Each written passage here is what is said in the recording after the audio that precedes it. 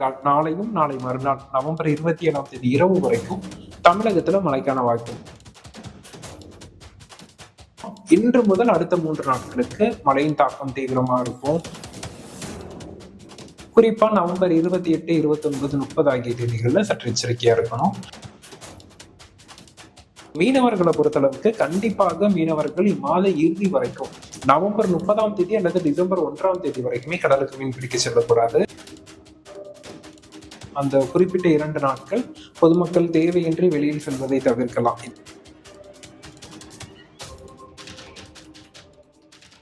நிம்மதி property management. Contact 7667008800. ரெகரம் voice நேயர்களுக்கு வணக்கம்.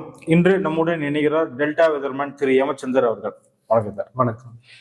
கடைசியாக நம்ம பேசும்போது நீங்க என்ன சொல்றீங்கன்னா, தென் தமிழகத்துல அதிக கனமழை இருக்கும், குறிப்பா தென்காசி குற்றாலத்துல அதிகமா மழை இருக்கும் அப்படின்னீங்க. அந்த காட்சிகளை இப்ப நம்ம தொடர்ந்து பார்த்துட்டு வரோம். இனிமேல் தென் மாவட்டங்கள்ல எந்தெந்த பகுதிகளில் தீவிர மழை நம்ம பார்க்கலாம்? குறிப்பா பார்த்தோம்னா இந்த தென் மாவட்டங்கள்ல இந்த தென்மேற்கு வங்கக்கடல் மற்றும் அதனை ஒட்டிய இலங்கை குமரிக்கடல் பகுதிகளில் நிலவிய காற்றழுத்த தாழ்வு நிலையின் காரணமா நவம்பர் 21 முதலே காவிரி டெல்டா மற்றும் தென் மாவட்டங்கள்ல பரவலாக கனம் முதல் மிக கனமழையும் ஒரு சில இடங்கள்ல அதீத கனமழையும் பதிவானுச்சு. கிட்டத்தட்ட கடந்த 4 நாட்கள்ல பதிவான மழையில தூத்துக்குடி, திருநெல்வேலி, கன்னியாகுமரி மற்றும் தென்காசி போன்ற மாவட்டங்கள்ல நீர்நிலைகள்ல நீரிருப்பு வெகுவா அதிகரிச்சிருக்கு. மக்கள் மழை போதும் என்று சொல்லும் அளவிற்கு பரவலான மழை தென் மாவட்டங்கள்ல பதிவாக இருக்கு. இந்த சூழல்ல இன்று முதல் காலை முதலே மழைப்பொழிவு படிப்படியா குறைஞ்சிருக்கு. அடுத்த ஒரு 2-3 நாட்களுக்கு நவம்பர் 27 வரைக்குமே தமிழகத்துல மழைப்பொழிவு குறைந்து காணப்படும் அப்படின்னு எதிர்பார்க்கலாம். குறிப்பா கடலோர பகுதிகளில் ராமநாதபுரத்தின் கடலோரமான பாம்பன், தங்கச்சிமடம் போன்ற பகுதிகளிலையும், தூத்துக்குடியின் கடலோரத்திலும், கன்னியாகுமரி, திருநெல்வேலியின் கடலோரத்திலும் நமக்கு மிதமானது முதல் சற்றே கனமழை பதிவாவதற்கான வாய்ப்புகள் இருக்கு. மற்றபடி இன்று முதல் ஒரு 2 நாட்கள் நாளையும் நாளை மறுநாள் நவம்பர் 27 இரவு வரைக்கும் தமிழகத்துல மழைக்கான வாய்ப்புகள் குறைவு அப்படின்னே சொல்லலாம். இலங்கை அருகே காற்றழுத்த தாழ்வு பகுதி உருவாகி ஐடென்டிஃபை பண்ணது நீங்க தான். இப்போ அதோட நிலை என்னவா இருக்கு? குறிப்பா பார்த்தோம்னா நமக்கு இலங்கை அருகே நிலவக்கூடிய அந்த காற்றழுத்த தாழ்வு பகுதி தான் அடுத்த 24 மணி நேரத்துல தீவிர காற்றழுத்த தாழ்வு பகுதியாகவும், அடுத்த 48 மணி நேரத்துல அதாவது நவம்பர் 27 இது காற்றழுத்த தாழ்வு மண்டலமாகவும் வலுப்பெற இருக்கு. நவம்பர் 28 இது மேலும் வலுவடைந்து ஆழ்ந்த காற்றழுத்த தாழ்வு மண்டலமாகவும் புயலாகவும் வலுப்பெறுவதற்கு வாய்ப்பு இருக்கு. இந்திய வானிலை மையம் நம்ம அந்தமான் கிட்ட இருக்கக்கூடிய தாழ்வு பகுதி தான் வலுப்பெறும் புயலாகன்னு குறிப்பிட்டிருந்தாங்க. ஆனால் அந்த தாழ்வு பகுதி கடலில் கரைந்து விடும் அப்படின்னு எதிர்பார்க்கப்படுது. அதாவது கடல்லையே அது வலுவிழக்கிறதுக்கு தான் வாய்ப்பு இருக்கும், தவிர அது அந்தமான் கிட்ட இருக்கிறது வலுவுடைய வாய்ப்பு இல்லை. இந்த இலங்கை அருகே இருக்கக்கூடியதுதான் வலுவடைந்து நமக்கு படிப்படியா முதல்ல இலங்கை பகுதிகளுக்கு மழையை கொடுத்து பின்பு தமிழக கடற்கரை நோக்கி நகரும்னு எதிர்பார்க்கப்படுது. தமிழகத்தை நோக்கி வருது அப்படின்னா எந்த மாதிரியான பகுதிகளில் அதிகமான மழையை நம்ம எதிர்பார்க்கலாம்? இன்று முதல் பார்த்தோம்னா இன்று, நாளை, நாளை மறுநாள் அடுத்த 3 நாட்களுக்கு இலங்கையில இதன் காரணமா வடகிழக்கு பருவமழை தீவிரமடையும். குறிப்பா நம்ம பார்த்தோம்னா நம்ம இலங்கையின் வடக்கு மாகாண பகுதிகள், கிளிநொச்சி, யாழ்ப்பாணம் மற்றும் அதனை ஒட்டிய முல்லைத்தீவு, மன்னார் போன்ற பகுதிகள், வவுனியா போன்ற பகுதிகளிலையும், அதே போல கிழக்கு மாகாண பகுதிகளான திரிகோணமலை, மட்டக்களப்பு மற்றும் அம்பாறை போன்ற பகுதிகளிலையும் இன்று முதல் அடுத்த 3 நாட்களுக்கு மழையின் தாக்கம் தீவிரமா இருக்கும். பரவலா மிக கனமழை, தொடர் மழை பதிவாக வாய்ப்பு இருக்கு. கண்டிப்பாக மக்கள் சற்று எச்சரிக்கையாக இருக்க வேண்டியது அவசியம். இது 27 வாக்குல தாழ்வு மண்டலமாக வலுப்பெற்று டெல்டா கடற்கரை நோக்கி நகரும் போது நமக்கு இலங்கையில படிப்படியா மழை குறையும் நவம்பர் 27 இரவு. அதே சமயத்தில் காவிரி டெல்டா மாவட்டங்கள்ல படிப்படியா மழை அதிகரிக்கும் அப்படின்னு நம்ம எதிர்பார்க்கலாம். குறிப்பா நமக்கு காவிரி டெல்டா மாவட்டங்கள்ல நவம்பர் 27 இரவு மழை தொடங்கும். 28, 29 ஆகிய தேதிகள்ல மழைப்பொழிவு சற்று தீவிரமா இருப்பதற்கான வாய்ப்புகள் இருக்கு. வடகடலோர மாவட்டங்களை பொறுத்தளவிற்கு, அதாவது சென்னை, திருவள்ளூர், காஞ்சிபுரம், செங்கல்பட்டு, புதுச்சேரி, விழுப்புரம், கடலூர் போன்ற மாவட்டங்களை பொறுத்தளவுக்கு இந்த தாழ்வு பகுதி வலுவடைந்து தமிழக கடற்கரை நோக்கி நகரும் போது நவம்பர் 28 இரவு மழை தொடங்கும். 29, 30 ஆகிய தேதிகள்ல மழைப்பொழிவு தீவிரமா இருப்பதற்கான வாய்ப்புகள் இருக்கு. இந்த தாழ்வு பகுதி வலுப்பெறும் போது என்ன மாதிரியான தாக்கம், அதாவது சீற்றங்கள் என்னெல்லாம் நடக்க வாய்ப்பு இருக்கலாம்? இல்ல, இது புயலாக வலுப்பெற்றாலும் காற்று பாதிப்பு கொடுக்காது. இது ஒரு மழை தரும் நிகழ்வா தான் பார்க்கப்படுது. ஒட்டுமொத்தமா நல்ல மழைப்பொழிவு கொடுக்கக்கூடிய நிகழ்வா இருக்கும் அப்படின்னு நம்ம எதிர்பார்க்கலாம். காற்று பாதிப்பை ஏற்படுத்துவதற்கான வாய்ப்புகள் இல்ல புயலாக மாறினாலும். அதே போல நமக்கு கடற்கரை அருகே பயணிப்பதன் காரணமா குறுகிய காலத்துல சற்று தீவிர மழையை ஏற்படுத்துவதற்கான வாய்ப்புகள் இருக்கு. குறிப்பா நவம்பர் 28, 29, 30 ஆகிய தேதிகள்ல சற்று எச்சரிக்கையா இருக்கணும். இந்த புயல் சின்னம் நகர்வை தொடர்ந்து கண்காணிக்கும் போது நமக்கு மேலும் எந்தெந்த பகுதிகளில் இது கரையை கடக்கும், எந்த விதமான தாக்கத்தை ஏற்படுத்தும்னு ஒரு தெளிவு கிடைக்கும்.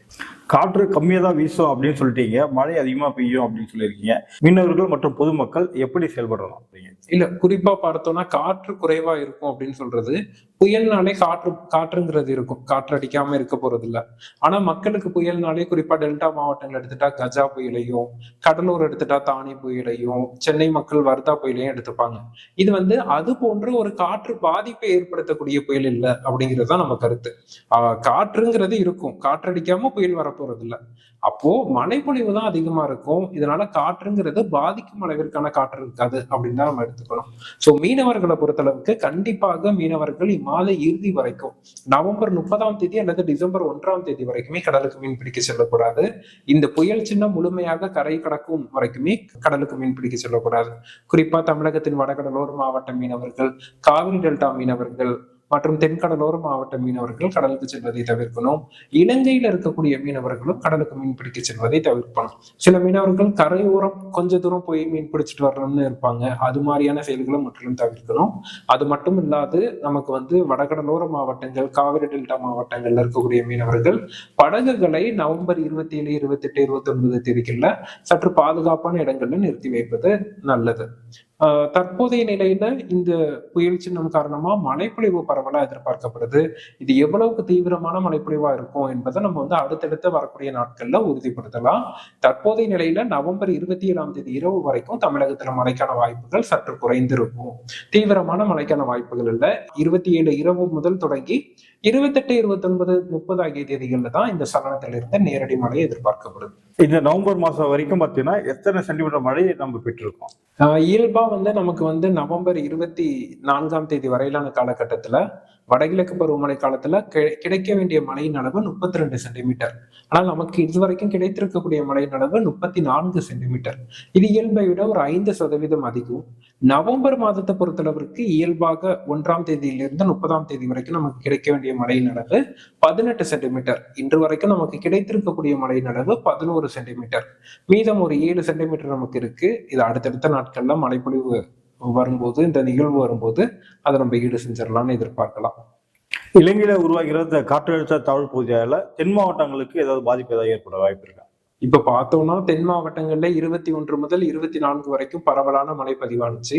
இப்ப இன்றுதான் மழை படிப்படியா குறைய தொடங்கி இருக்கு. ஆனால் இந்த புயல் பொறுத்தளவுக்கு இலங்கையின் கிழக்கு பகுதியில உருவாக்கி அது அப்படியே வடக்கு நோக்கி நகர்வதன் காரணமா தென் மாவட்டங்கள்ல மழை இருக்கும். ஆனால் பாதிக்கும் மழைக்கான வாய்ப்புகள் இல்லை. மிக கனமழையோ அதீத கனமழையோ பதிவாக வாய்ப்பு இல்லை.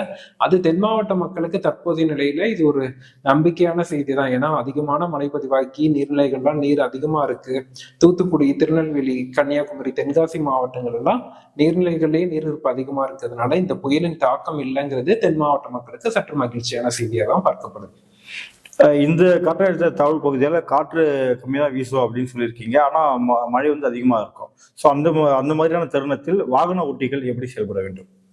இல்ல, குறிப்பா இந்த புயலின் நகர்வை பொறுத்து இந்த புயல் நமக்கு அருகில் வரும்போது அந்த குறிப்பிட்ட 2 நாட்கள் பொதுமக்கள் தேவையின்றி வெளியில் செல்வதை தவிர்க்கலாம். இது மழைப்பொழிவு கொடுக்கக்கூடிய புயலாக இருந்தாலும் மக்கள் சற்று எச்சரிக்கையாக இருப்பது நல்லது. குறிப்பாக நமக்கு நவம்பர் 29, 30 ஆகிய தேதிகள்ல நமக்கு மிக அருகில் வந்துவிடும்னு எதிர்பார்க்கப்படுது. அந்த தேதிகள்ல எச்சரிக்கையா இருக்கணும். அது குறித்து நமக்கு வரக்கூடிய நாட்கள்ல மேலும் தெளிவுபடுத்தலாம். மழை குறித்த தகவல்களை பதிவு செய்தமைக்கு மிக்க நன்றி. நன்றி.